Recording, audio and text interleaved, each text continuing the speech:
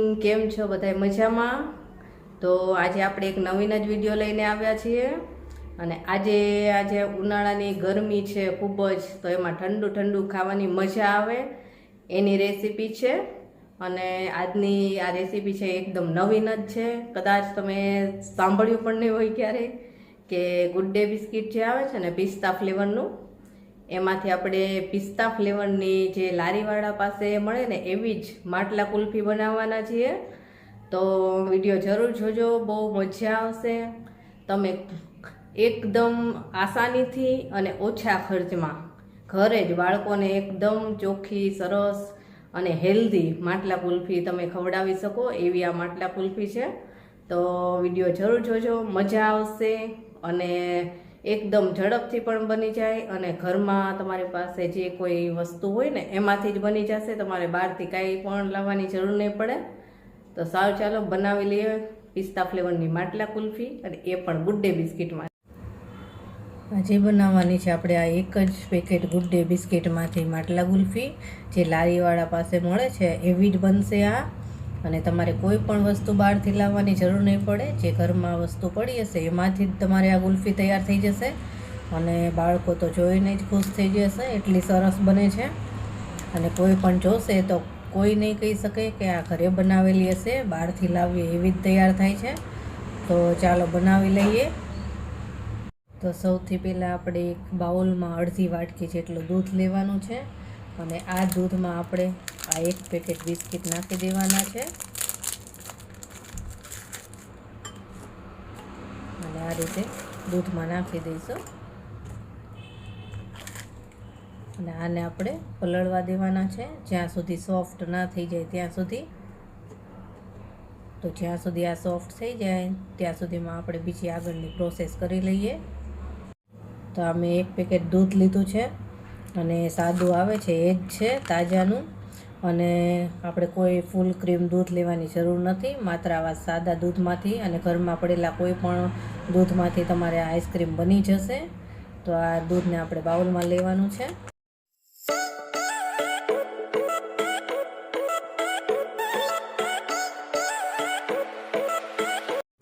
દૂધને મેં ગેસ ઉપર ગરમ થવા માટે મૂકી દીધું છે. આને આપણે ધીમા તાપે ગરમ થવા દેવાનું છે.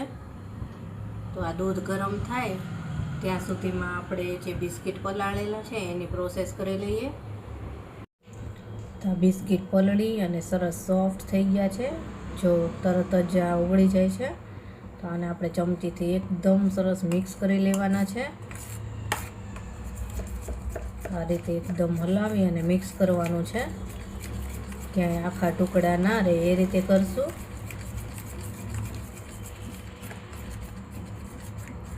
તો આ બિસ્કિટ સરસ ઓગળી અને મિક્સ થઈ ગયા છે. માત્ર આ બિસ્કિટમાં જે બદામ અને પિસ્તા આવે છે એના પીસ દેખાય છે. તો આ રીતે સરસ આને મિક્સ કરી લેવાનું. આપણે આમાં નાખીશું 2 ચમચી કોર્નફ્લોર. કોર્નફ્લોરને પણ આપણે એકદમ સરસ રીતે, જે રીતે ગઠ્ઠા ન રહે એ રીતે મિક્સ કરી લેવાનું છે. આ રીતે ધીમે ધીમે હલાવતા હલાવતા મિક્સ કરી લેવાનું છે. કોર્નફ્લોર પણ આમાં સરસ રીતે મિક્સ થઈ ગયો છે, ક્યાંય ગઠ્ઠા નથી પડેલા, તમે જોઈ શકો છો. એકદમ સરસ રીતે મિક્સ થયો છે.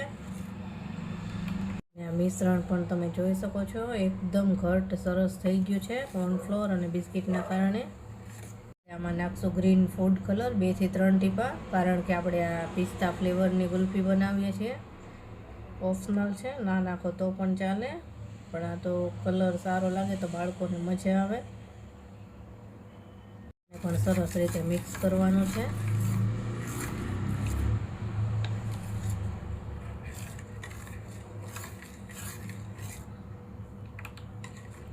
કલરની જો થોડી વધારે જરૂર પડશે તો આપણે આગળ જ્યારે પ્રોસેસ કાંઈ કરીએ ત્યારે નાખશું વધારે.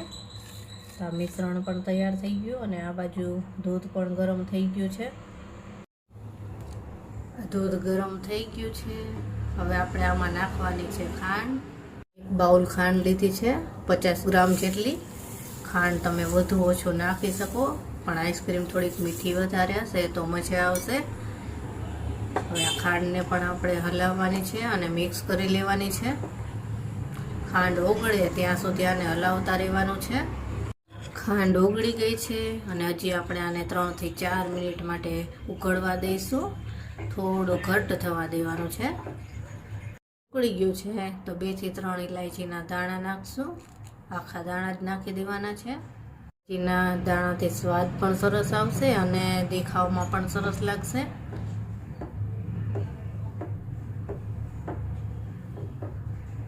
હવે નાખવાનું છે આપણે તૈયાર કરેલું મિશ્રણ અને આને આપણે પહેલાં હલાવી લઈશું. આ મિશ્રણ નાખ્યા પછી આને સતત હલાવવાનું છે.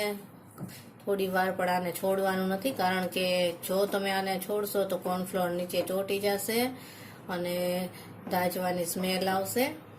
એટલે આને બિલકુલ છોડવાનું નથી. જ્યાં સુધી ઘટ્ટ ના થાય ત્યાં સુધી સતત હલાવતા રહેવાનું છે. આ રીતે નીચેથી સાઈડમાંથી પણ આ રીતે હલાવતું રહેવું.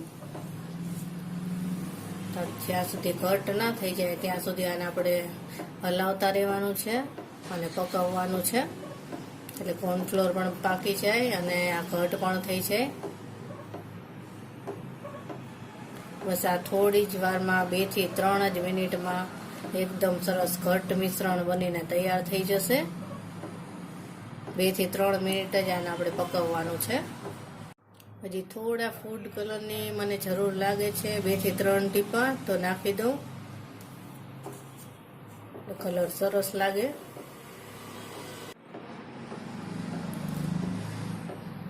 તમે જોઈ શકો છો મિશ્રણ એકદમ ઘટ થવા લાગ્યું છે, પણ હજી થોડું ઘટ આપણે આને થવા દેવાનું છે. હજી 1 થી 2 મિનિટ સુધી આને પકવી લઈશું આપણે. અને તમે જોઈ શકો છો બહુ સરસ મિશ્રણ તૈયાર થયું છે. આપણે આમાં બદામ, પિસ્તા કાંઈ પણ નાખવાની જરૂર પણ નહીં પડે, કારણ કે બિસ્કિટની અંદર આવે જ છે. એટલે કાંઈ પણ વસ્તુ આપણે આમાં નાખવી નહીં પડે. તો હવે આપણું આ મિશ્રણ એકદમ ઘટ્ટ બની ગયું છે. તમે જોઈ શકો છો કોટ થઈ જાય છે ચમચો આ રીતે. તો આ રીતનું થવું જોઈએ. તો હવે આપણે ગેસ ઓફ કરી દેવાનો છે. ગેસ ઓફ થઈ ગયો છે અને આને હવે આપણે મિશ્રણને ઠંડુ થવા દેવાનું છે અને થોડી વાર માટે તો આ રીતે મિક્સ કરતા રહેવાનું છે, એટલે ઝડપથી ઠંડુ પણ થઈ જાય અને ઉપર મલાઈ પણ ના જામે. તો તમે જોઈ શકો છો કેટલું મસ્ત મિશ્રણ બન્યું છે. આની ગુલ્ફી બહુ સરસ બનીને તૈયાર થશે. તો હવે ઠંડુ થઈ જાય પછી આગળની પ્રોસેસ કરીએ. તો આ જો આપણે પિસ્તા માટલા ગુલ્ફીનું મિશ્રણ ઠંડુ તો થઈ ગયું છે, સરસ થઈ ગયું છે. તો જો જોઈને જ એમ લાગે છે કે ખાવાનું મન થઈ જાય એવી સરસ ગુલ્ફી તૈયાર થવાની છે. તો આપણી આ પિસ્તા માટલા ગુલ્ફીનું મિશ્રણ સરસ ઠંડુ થઈ ગયું છે અને એકદમ સરસ પરફેક્ટ તૈયાર થયું છે, એકદમ ક્રીમી. અને આને વધુ ટેસ્ટી બનાવવા માટે આપણે નાખવાની છે ઘરની મલાઈ. તો અમે 2 થી 3 ચમચી ઘરના દૂધની જે મલાઈ આવે છે રેગ્યુલર, એ લીધી છે. એ આપણે નાખી દઈશું. આ ઓપ્શનલ છે, દહીં નાખો તો પણ ચાલશે, પણ આ મલાઈ નાખશો તો થોડું વધારે ટેસ્ટી બનશે.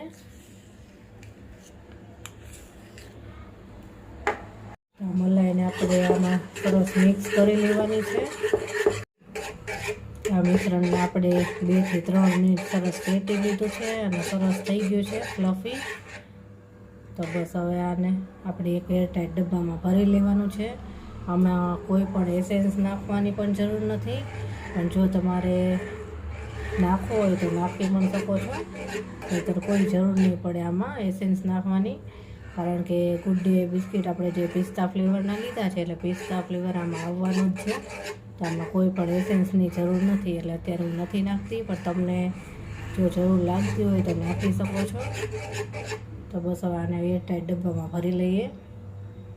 આ રીતનો એક એરટાઈટ ડબ્બો લીધો છે. આવો ડબ્બો બધાના ઘરમાં હોય જ, જે આપણે કોઈ પણ બહારથી પંજાબી કંઈ લાવતા હોય શ્રીખંડ તો એના ડબ્બા હોય છે. આ એક ડબ્બો છે, તો આમાં આપણે ભરી લઈશું. એટલે એકદમ એરટાઈટ રહેશે, તો બરફ જામવાનું કોઈ શક્યતા નહીં. આમ પણ આ આઈસ્ક્રીમમાં બરફ જામતો જ નથી.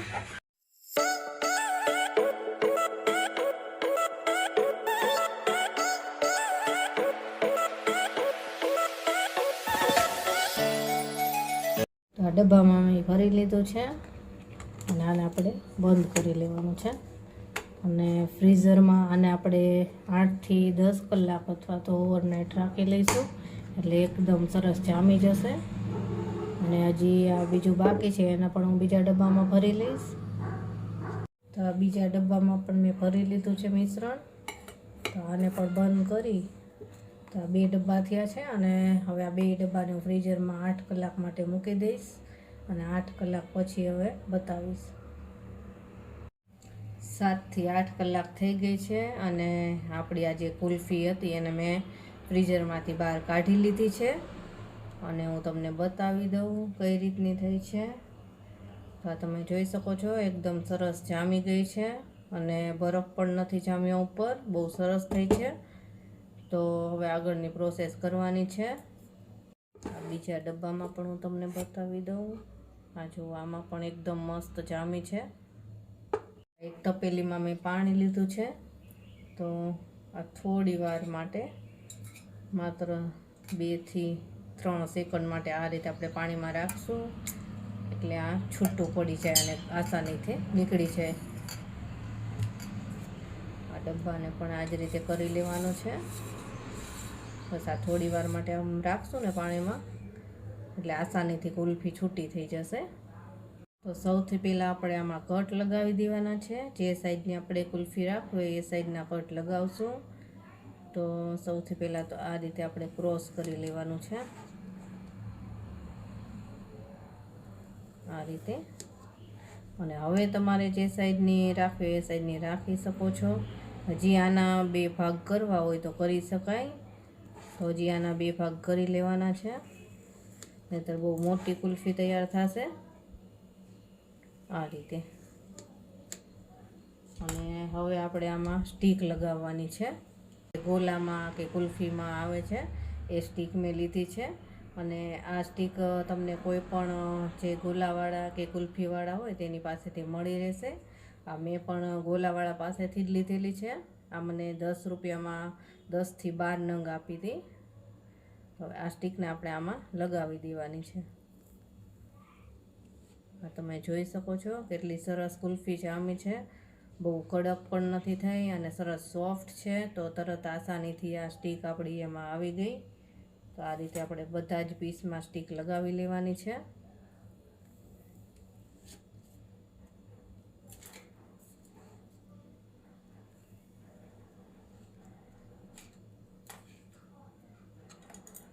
તો આ રીતે મેં સ્ટીક લગાવી લીધી છે। હવે આને હું છરીથી કટ લગાવી લઈશ અને પછી આને આપણે ડિમોલ્ડ કરશું।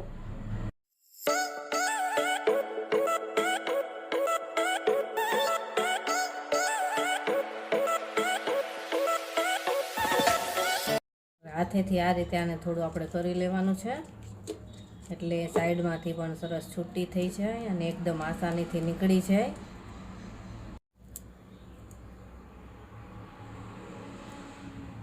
તો તમે જોઈ શકો છો આસાનીથી નીકળી ગઈ। આ રીતે કાઢી લઈએ પછી આના સરસ પીસ કરી લેવાના છે।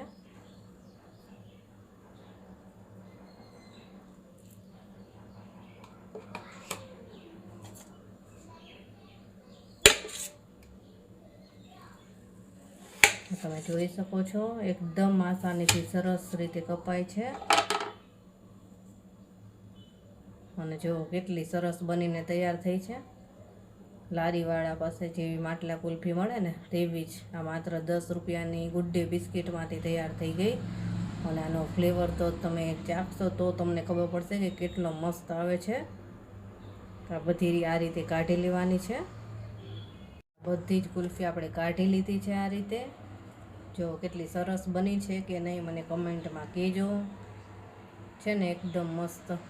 તો આને આપણે સર્વ કરી લઈશું। તો આને આ રીતે આપણે પ્લેટમાં સર્વ કરવાની છે।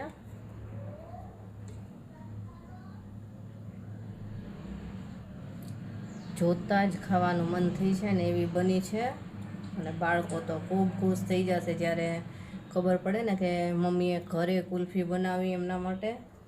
તો બહારની ખાય ને એના કરતાં પણ એટલા ખુશ થઈ જાય તો તમે પણ ટ્રાય કરજો એક વખત જરૂરથી, બહુ મજા આવશે. આમાં કોઈ મહેનત પણ નથી, આસાનીથી બની જાય છે અને સ્વાદિષ્ટ પણ બને અને ઘરનું હોય બધી વસ્તુ એટલે ચોખ્ખી પણ બને. આ મેં પિસ્તાનો ઝીણો ભૂક્કો કરી લીધો છે, ઝીણું આને મેં ચોપ કરી લીધું છે. તો આ થોડો આપણે ભૂક્કો પિસ્તાનો કુલ્ફી ઉપર નાખી દેવાનો છે, એટલે બાળકોને મજા આવે, જોઈને જ ખાવાનું મન થાય. બાળકોને તો શું, મોટાને પણ મજા આવે એવી કુલ્ફી તૈયાર થઈ છે. આ બધા પીસ ઉપર આપણે થોડા લગાવી દેવાના છે.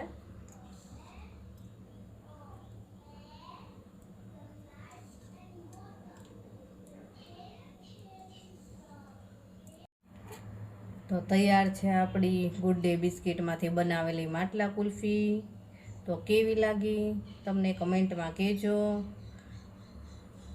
જો છે ને એકદમ સરસ. આવી જાઓ નવી રેસીપી જોવા માટે મારી ચેનલને લાઈક, શેર અને સબસ્ક્રાઈબ જરૂરથી કરજો અને બાજુમાં આપેલ બેલ આઇકોન પણ દબાવજો, જેથી કરીને મારી આવી કોઈ પણ નવી રેસીપી હશે તો તમારા સુધી સૌથી પહેલાં પહોંચશે.